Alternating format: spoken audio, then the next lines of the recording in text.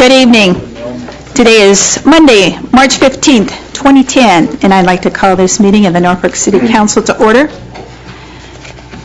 We are at an open meeting here tonight, and posted in the northwest corner of this building is the actual Open Meeting Act, accessible certainly to any and all of you.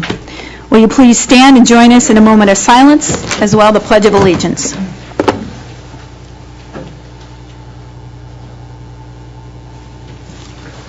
I pledge allegiance to the flag of the United States of America and to the republic for which it stands, one nation, under God, indivisible, with liberty and justice for all.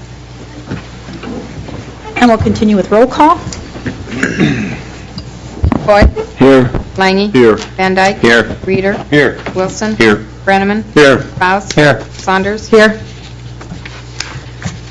And under action in your packet was included the consent agenda before us tonight. I would ask for action on consent agenda. So moved, Your Honor. Second. A motion and a second to approve the consent agenda as presented. If you will please vote. All councilpersons voting in the affirmative. As well, the full agenda. A motion on that, please. I'll move the full agenda, Mayor. Second. Moved and seconded approval of the full agenda. Again, if you will please vote. All councilpersons voting in the affirmative. And moving right on, under special presentations tonight. Gentlemen, I'll let you come forward, state your name for us, and give us the good news. That's quite a lot of pressure, Mayor. You can handle it, I know. Bill Harvey, General Counsel for Big Red Keno, and want to give you an update on the building tonight and then a brief update on numbers. With regard to the building, the biggest issue we're facing at this point, due to the winter and the weather and everything everybody's aware of, is the amount of moisture on the site, the amount of water on the site. There's a lot of water on the site, and if you've driven by it or seen it, it just kind of looks like a big black pudding kind of surrounding the building there. We talked to I spoke with the contractor actually just before we came over, and asked him to give me an assessment of, given where we were with things and where things stood, how far behind were we? Because we are somewhat behind just based on dealing with the winter. I think last time I talked to you about a late spring opening, we thought we were about a couple of weeks back. We were really looking at that point of probably about a late May, kind of an opening. At this point, the contractor's telling me that we're more like 3 to 4 weeks back on our original opening date. So probably looking more sometime in June for an opening. So that's not the good news that I had hoped to bring you, but I want to let you know what the status of that is. As soon as we know, and as I say, that's the current status as we know it. We are making some good progress, though. We do have a permanent gas line into the building, which has allowed us to bring some heat in there. That's helping us to dry up that ground. It's a lot drier than it was a couple of weeks ago, so that's good. We've pumped some water out of the building, and that should help us to get moving with that.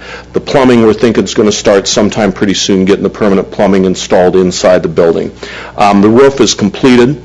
We're expecting the rooftop air conditioning and heating units to be in sometime in the next week probably, and get those set in sometime in the next couple of weeks. And once we get that going, we're thinking that'll really help us to suck some of that moisture out of the inside, because those will actually be pulling some of the humidity out of the inside of that structure. So that should be really good. As you know, we got set back some on the roof because of the temperatures and getting that done, but that is completed now. If you've been by the building site, you can see that the block layers are going in around the bottom, which really helps it to look more like a building. It's shaping up nicely in that regard, and as soon as those block layers are done, which they should be completed, if not this week, then early next week, then they're going to start to go in with the ethos or the siding that will cover the rest of the building and get that part of it done. And by that time, we really should have a pretty nice looking structure there that'll be a little more appealing to the eye. So that's really the construction update at this point. Like I say, a little farther behind than we would like. Not to say that if we get some luck and some good weather that we couldn't make up some of that time, but at this point, that's what we're looking at. As far as the numbers go, I wanted to just give you a brief numbers update. As you know, and we provided reports before, we had been behind on numbers, and the basic causes for that, as we'd said before, with the smoking ban and the economy. We really hit the low point for that in November. In November, if you look at the numbers, and we always compare, if you remember, we always compare month over month because Keno's seasonal. We try not to look at the month-to-month trend, but rather look at the same month last year. In November, we were doing about 50% of what we'd done the previous November, which was very discouraging. You know, we looked at that number, and that was about our low point on the numbers. In December, we came back a little bit, and we were about 40% behind the year before. In January, we were about 30% behind. Then in February, we were about 10%, and this month, actually, we're trending, so far half the month being done, we're trending to be just about even with last year. So we really are very pleased with the progress that we're making in terms of the numbers and getting back up to even given these factors that we've been dealing with. And we're, you know, not to say that there won't be some more ups and downs as we go forward, but we're very pleased with that trend and feel like we're finally starting to pick up some ground in that area. So maybe that's a little bit of the good news that you were looking for. Well, and I appreciate that. Can I ask you, though, you know, as you talk about projections, if I read right, I believe one of our neighboring towns is looking at Keno as a possibility. Will that affect us? I mean, we're looking at a town that's, what, 15, 18 miles from us? Was that Pierce? Yeah. Yeah. I did see that report on Pierce. And you know, it's always hard to say with Keno, and it depends on what, you know, what kind of operation they put in and so forth. But my suspicion is that's probably not going to have a big impact on Norfolk's Keno game. That's quite a bit smaller community than Norfolk. It's probably not going to be the kind of operation that's going to draw great numbers of people out of Norfolk in relation to your population. You know, they could do a pretty nice handle in Pierce for themselves, really without drawing a tremendous amount of population out of Norfolk. The other thing we've done to kind of combat that, I think, in the way we've set up the game, is that it's decentralized. Instead of having one location, here, right, we have all the satellite locations. So it really becomes more of a kind of a neighborhood-centered game where you have, you know, the people that live in proximity to those locations driving most of that handle. Appreciate that. Any other questions? Okay. All right. Once again, thanks for coming up here. Appreciate the input. You know, feel free, though, if there's anything between now and the next time you're here to see us. We're always willing to listen to what's going on and just keep us updated. That's very good. And as we get farther down the road here, we're going to start to get more frequent updates, obviously, from our contractor as well. And so you bet we can absolutely fulfill that. So thank Appreciate you. That. And I'll sign this up real quick too. Did you want to add anything to what he had to say here, as long as we have you here? That's a tough crowd. I thought that was great. Okay. Well, I just don't want to leave you out. Okay. All right. Thanks again. Thank you bet. Thank you, council members. Really appreciate it. We'll move on then to a public hearing. Public hearing to receive comments regarding an application to Google to build and test ultra-high-speed broadband networks. If I could, I'd like to open the public hearing and ask for input on what this might mean. Is that you, Dave? Okay. We'll ask you to come forward and introduce, sign in, and tell us all about it. Dave Simonson, Executive Director for Elkhorn Valley Economic Development Council. I live at 303 North 32nd here in Norfolk.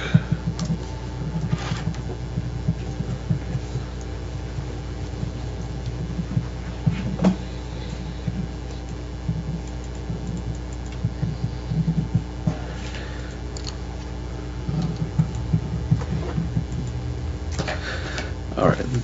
The Google grant that this was mentioned under is was put out recently and is an application that is due on the 26th, I believe, of March.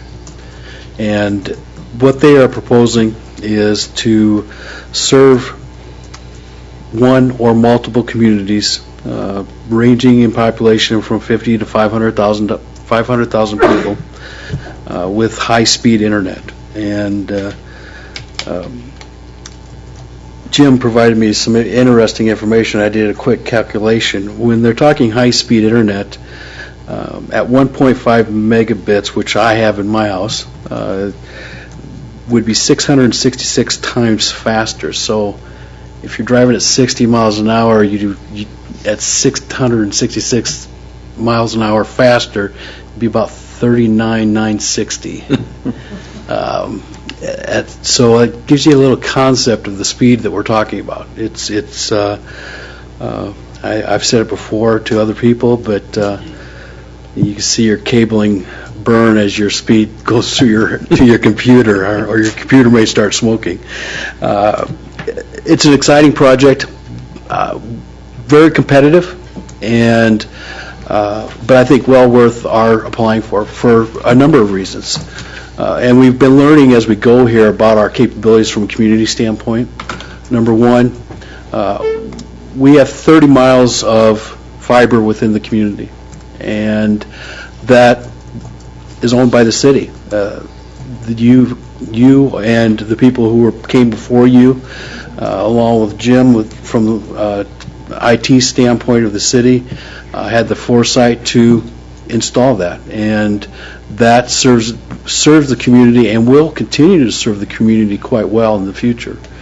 In addition, we had a meeting last Friday with Great Plains Communications, and we found that we are right on the east side of the community. We have a closed loop, redundant loop of fiber that could potentially provide the community with 100 gigabits of information, which, when you're talking about 1.5 megabyte speed, 100 gigabytes is that next level up. So you're talking about a very large amount of potential within that fiber cabling.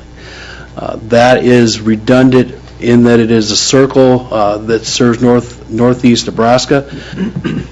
It will be completely redundant to Omaha, which they call, in Omaha there is what is called the Internet Hotel. It's a place where all the lines come into. By all of them, I'm talking Dallas, Chicago, all over the United States. They come into this building and from there get dispersed. So by this fall, they will have a second line connecting our circle in northeast Nebraska to that Internet Hotel. And so we will have something that very few communities have, and that's multiple layers of redundancy, high speed capabilities, and high bandwidth capabilities from the standpoint of amount of information that can potentially be brought in and sent back out. So there's a lot of exciting potential from that standpoint, and I think that gives us a leg up on a lot of communities. Is it enough to get us funded? I'm not going to say that, but I think it's worth the shot. So that's what we're looking at, and would appreciate the council's support. And we've also been in contact with the schools in the community, asking them to participate however they would like to. We provide them with information. We've asked them anything from YouTube videos to posters to whatever they can come up with, and so and we're getting a very good reception from all the schools with that. So I don't have the exact number of schools, but I know there were at least 4 or 5 that were on board, and others that were considering it. So that part is exciting as well. And I would say anybody out there that has an interest in doing something unique or with good taste, of course, but to put it out there and let us know when you do it. If it's something that we feel will benefit us, we definitely put a link to our website, and I would imagine the city would do the same. But I guess it's easier now for me to answer questions if you have questions. Otherwise, I'll sit down. Have you been in contact with Faith Regional about this potential? Jim Sinek sits on my board, and I actually talked to him last Friday after the Action Council meeting, and he's very interested. We found out today that there was a misunderstanding between Great Plains, not a bad thing, but that they thought they had been in contact. In reality, they had not. He was mixing up Norfolk with another community, and so he's going to be getting in contact with Jim as well from a hospital standpoint, because there's some potential there, even if this grant does not go through, that could benefit Faith Regional. So. Well, I'm thinking especially from Faith Regional getting on, let's say, the superhighway type of thing, because anymore today, these specialists are all over the country, and they get involved when they're needed. And having the redundancy benefits places such as the hospital as much as anybody, because they need to have that ability to not have a break in their service, and that from having that available is a very good thing. Do we know, is this going to be a tiered situation application thing, or once we have our stuff in on the 26th, are we going to hear, That's a good question. do we know if we're in the first chopping block or walking on up that way? What we do know is that Google has said that once applications are submitted and they've reviewed them, they reserve the right to come back to communities and further discuss the potential and capabilities of that community. So I would imagine that would take place, that they would make a visit, or there would be some type of communication between the community and Google as to the next steps. Any other questions? All right. Okay. Thank you. Dave, thank you. Appreciate your efforts there, too. This is, excuse me, an open public hearing. Anyone else that wants to come forward and speak to may have questions of? Okay. Any further discussion here, council? If not, I will close this hearing, excuse me, and ask for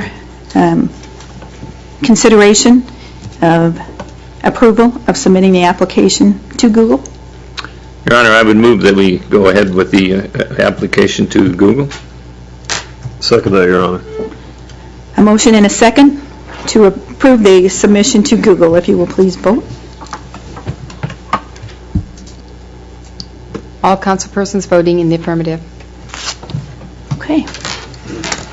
And last but not least on the agenda, this is a public comment period this evening. If there's anyone in the audience that wants to come forward and speak to whatever the issue might be, we'll ask you to state your name, speak to us, certainly with the understanding that no action can be taken tonight, but we'd be glad to hear from any of you. Going once? Does that exclude council? Can I make a public comment? I can't stop you, Dale. You Okay. feel free to. Well, I guess I don't want to miss this opportunity, You but bet. I have two things that I wanted to discuss tonight, and I realize no action can be taken, but number one is I just want to say how excited I am about the Chambers project with the new building. And my wife and I have talked, and we've decided to make a donation. And I know that everybody would have to do it on their own level, but I'm going to put a challenge to the council and the mayor that if everyone donates, that I will double my donation. And I haven't talked to Jared Faltis yet, but I would like him to be the contact to let me know, to validate that everyone has given. And I know, Dave, a little more than $1. But that's my challenge. I am not a member of the chamber, and I'm sure that there are some that are, but I just want to show my appreciation and my support for this project. I think it's great for Norfolk, so that's my challenge to the 8 of you, and I'm in. So, 7. Yeah, I'd be in. Now, if we double ours, will you quadruple yours? that's not going to happen. My other, one of my vices is golf season's coming up, so I have to save some green fee money, but. And the second item I want to bring up is, as a citizen in Norfolk, I just want to congratulate Lutheran High Northeast girls, Norfolk Catholic boys basketball, and the Norfolk High boys team in their successful seasons, and just the camaraderie and how they've brought the community together. And I guess more on a personal note, my family and I spent the weekend down in Lincoln, and I guess I couldn't have been any prouder to be an alumni of Norfolk High School, and the way those kids fought, and they might not have won the championship game, but in every sense of the word, I think they're champions, and I think they should be commended, so. I don't know that there's anybody that wouldn't echo that, so, well put. Any other comments at all, council? If not, I'd entertain a motion to adjourn. I'll make the motion, Your Honor. We are adjourned. Thanks, Councilman Thomas. Yeah. We're a little reluctant, this when we don't make comments like that, you're not sure what to think Thank about. you. We waited in line for the championship game. We got there at 3:30, and the game didn't start till 7. Not sure what to think about. Should have went to the DUI. Well, my wife said we go watch it for a little while, and then I have to Thanks, come back Pat. and get a drop of water to the campsite. Hey, good Let her man. go to the bathroom. So was the chief, I mean, he... It's just too bad that